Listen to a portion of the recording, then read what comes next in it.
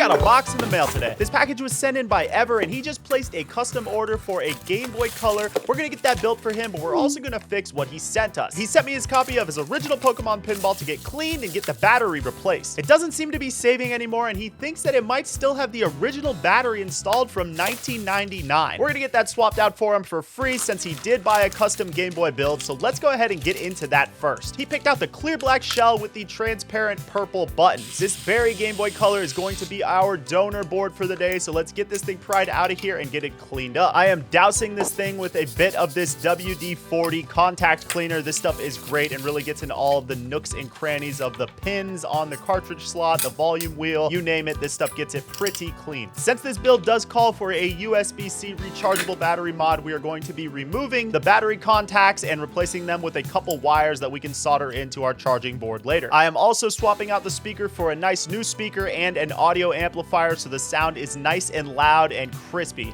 Moving on to the USB-C charging port, we are going to drill out a little section in the bottom of the shell here, just so the USB-C port fits perfectly in there. Not to brag, but I do that freehand, just saying. The last thing we need to do before assembling is, of course, installing the screen and then putting in all of the buttons. Then we can go ahead and slide the motherboard in there and secure it and finish up with soldering the rest of the wires to the charging board. Now that the Game Boy build is complete, let's go ahead and move over to the Pokemon Pinball cartridge and get that thing cleaned up. When opening up this cartridge in particular, you gotta be careful of the rumble pack that's at the top there. It is connected to the board by 2 wires and you don't want to rip those. When you have your games open like this, it's always a good time to spray a little contact cleaner in there because the pins are always dirtier than they look.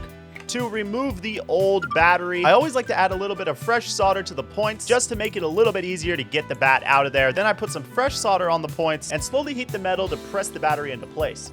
Now we can go ahead and reassemble our cartridge and pop it in our freshly modded Game Boy Color. Let's go ahead and catch this cartridge's first Pokemon and make sure the game is saving correctly.